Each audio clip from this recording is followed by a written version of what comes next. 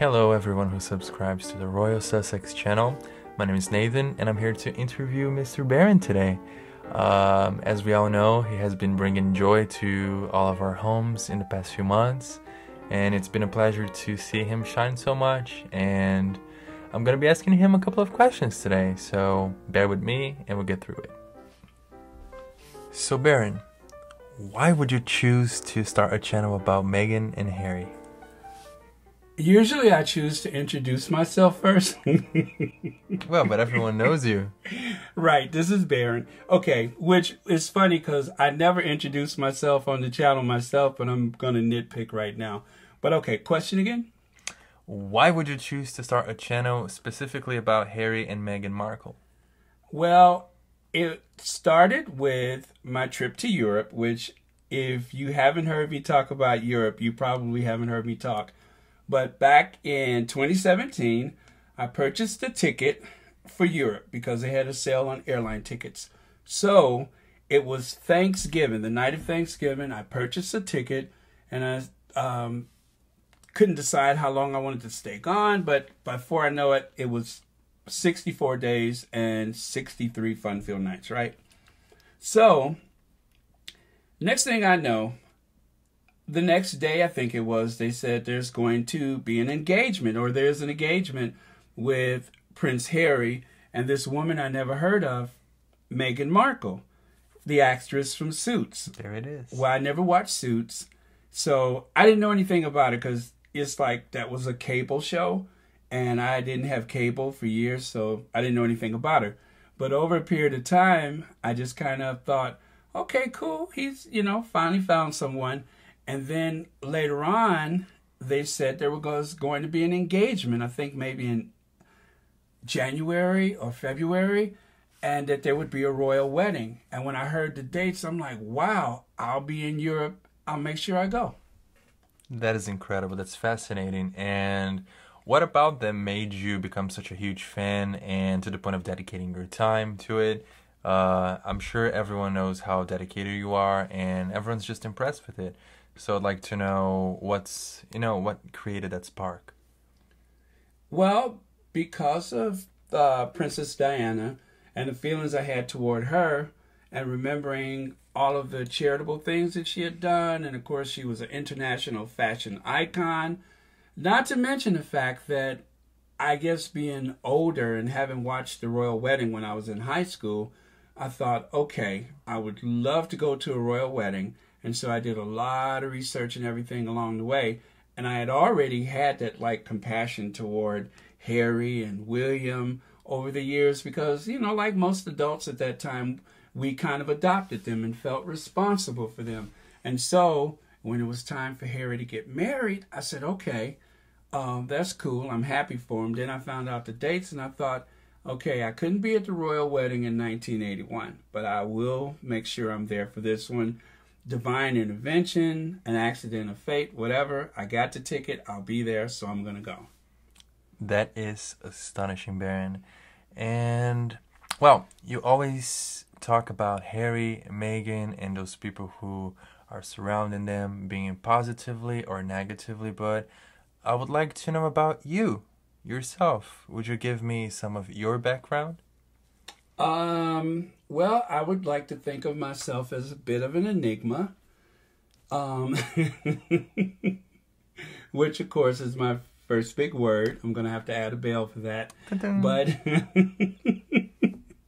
well, my background, I don't know, because I'm going to tell you, I love talking about myself, as you probably know, but because we live in the world that we do, and because people on the internet could be so hostile, and because in particular when you are a squatty and you support the Duke and Duchess of Sussex, anything and everything can be turned against you. So I'm going to abstain from that question at this time. And what a diva. And I'm going to say pass. Okay, let me say. I'm not getting paid for this. I'm going to tell you what I am willing to divulge. I love architecture. I love photography, and I love to travel, and I do have a bit of a sweet tooth. And aside from that, Um, yeah, I think that's about all I'm willing to say right now. Okay, fair enough. Do you have any plans to be in close contact or to see Meghan and Harry in person in the future?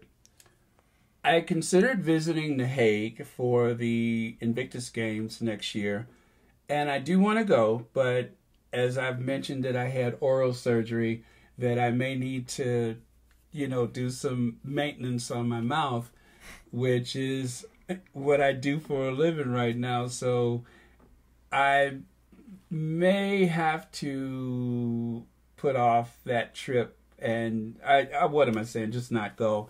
But I think there'll be many opportunities like November 10th to possibly see Harry in the U.S. So maybe, maybe not. I'm not sure. I can't say right now. It's like, I don't know.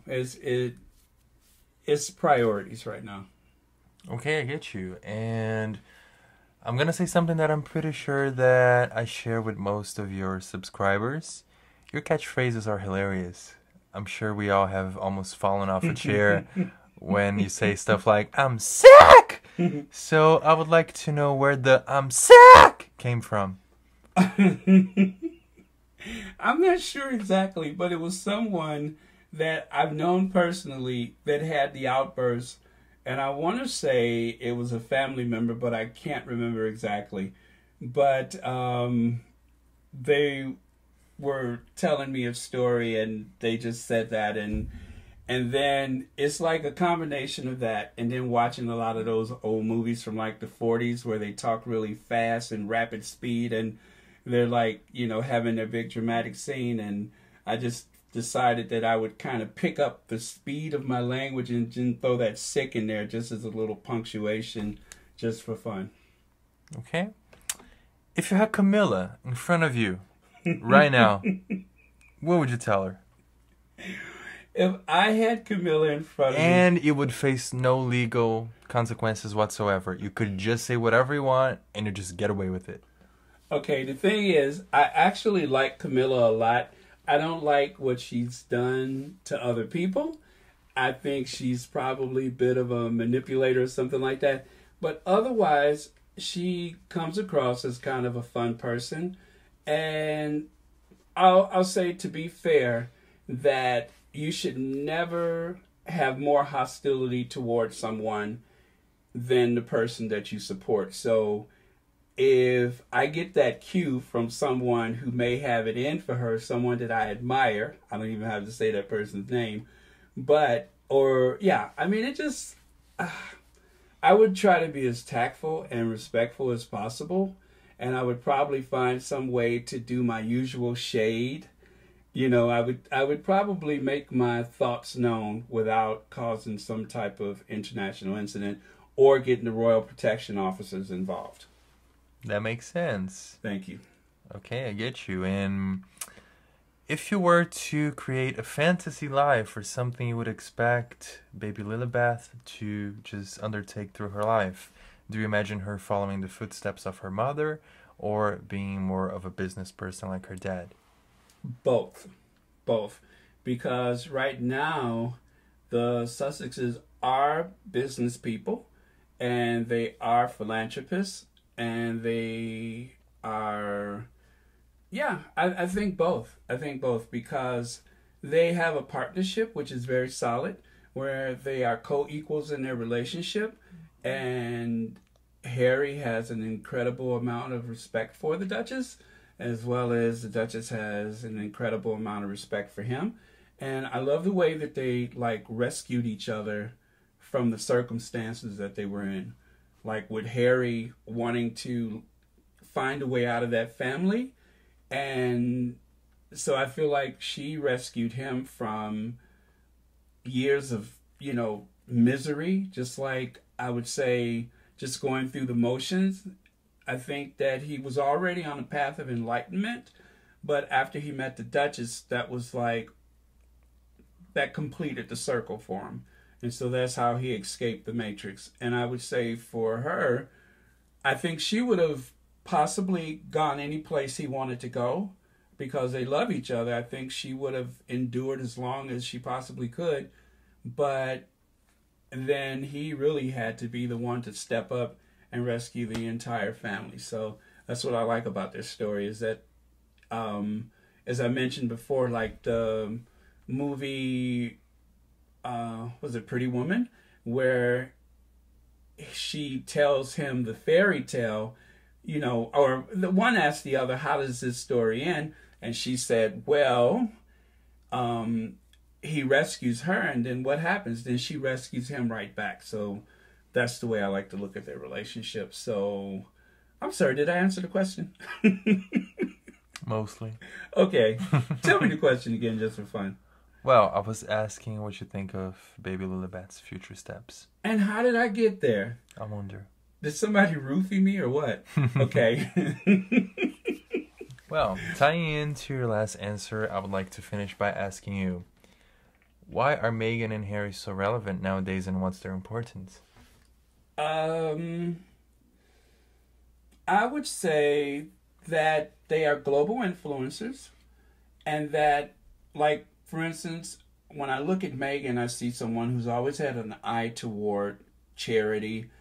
And she, as she said, I never wanted to be a woman that lunches every day. She wanted to actually hit the ground running, which is some language that she used about helping people, about, I guess, like when she was a World Vision, I think was she a world? I know she was a United Nations global ambassador, and I can't remember what title or role she had with World Vision, but when I look at that, and I look at the fact that it's almost as though acting was a way for her to connect to very influential people so that she can get involved with the same things that she's doing right now with the foundation, and with partnerships with, like, the Hub Kitchen, well, not the Hub Kitchen, but the World Kitchen and other agencies. So I think it was like a vehicle just so that she could get in the trenches with some of the big questions and problems that are occurring every day. And the same with the Duke of Sussex, Prince Harry.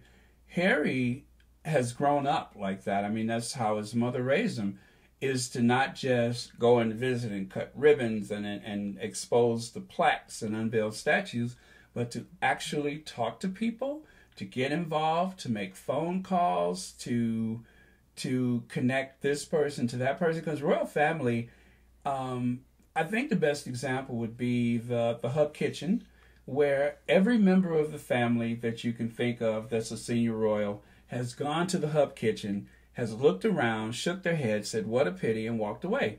But it took the Duchess of Sussex to say, why don't we write a cookbook and feature your recipes? And instead of feeding the community for 3 days a week, now they can do it for 7 days a week. Why did it take her to do that with all the power and wealth and influence of the rest of the family, and nobody seems to have thought that was a good idea? And as for Prince Harry, the Invictus Games, that's probably one of his biggest achievements, where he created something like the Wounded Warriors, but, you know, for the UK and their veterans and such. So I think they are just really dynamic people. And I hope I answered that question. Yeah, you did. Yeah, you did. Okay. And then you just put this one out of order because I thought of something nice to ask you. Okay. Well, your two most famous videos are videos involving Meghan's mother and Princess Angela. Why do you think those are the ones who have become a huge success? Just huge. Let me say that I'm impressed that you know those are the two biggest. Because I'm just flattered by that, but thank you. But as for the Mother's Day video, I would have to say that was timing, a lot of luck, and the Sussex Squad community. If it wasn't for the squad liking and sharing and watching it again and again, I think that it would have just been lost into obscurity like so many other videos. And that is the one that probably, I don't know if it got me the most subscribers, but it was a big one. And then as for the Princess Angela, I think that people are fascinated with Princess Angela and that there's a lack of information about her because she is such a private person. And the selfish side of me says, God, I wish she would do an interview. God, I wish she and Meghan could meet and we could have this big photo op.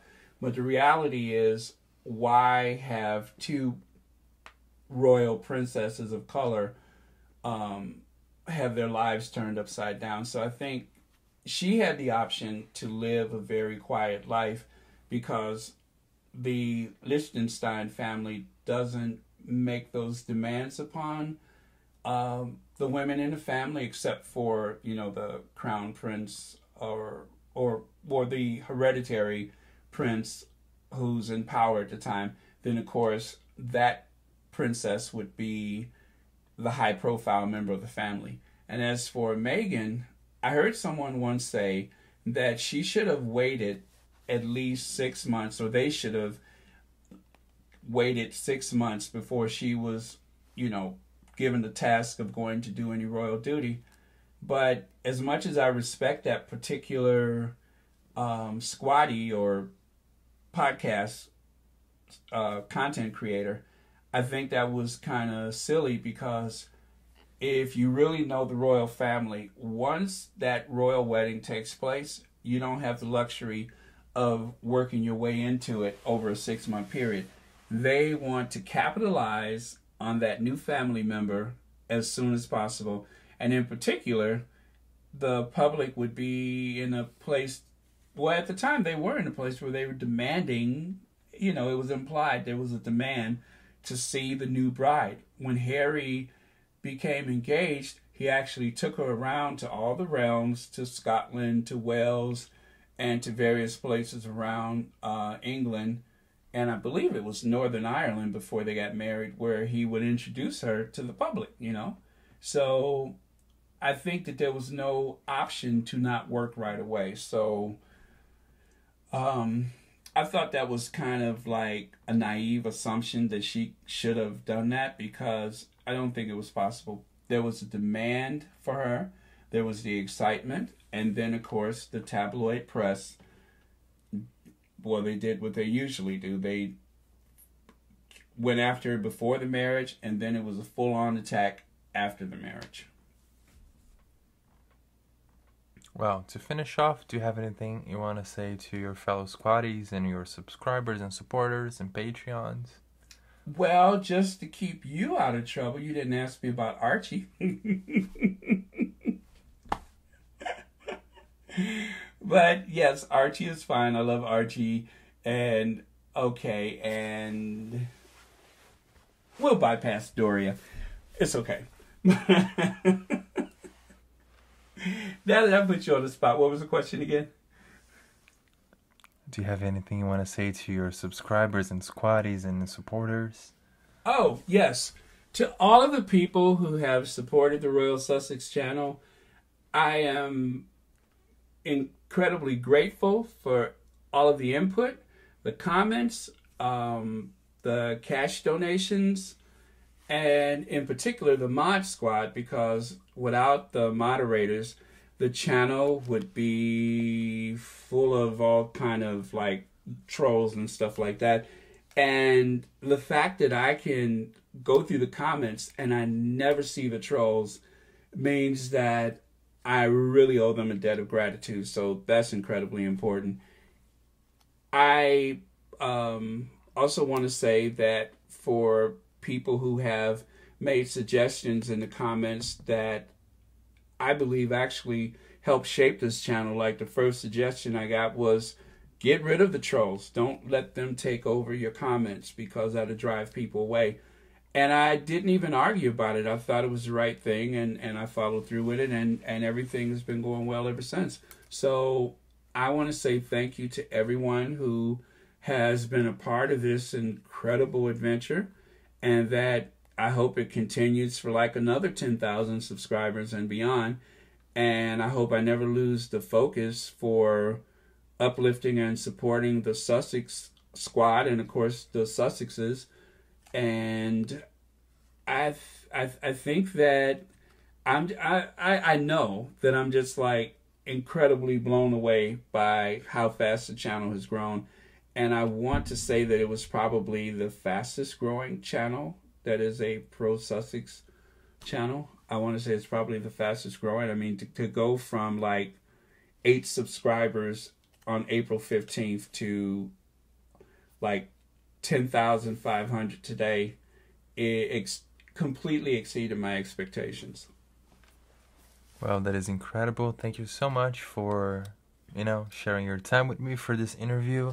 And I would like to thank you all for watching this video. And most of all, I know you're closing this out, but I feel really guilty because you have like a very NPR voice, and I'm just like Ethel Merman right now. There you go.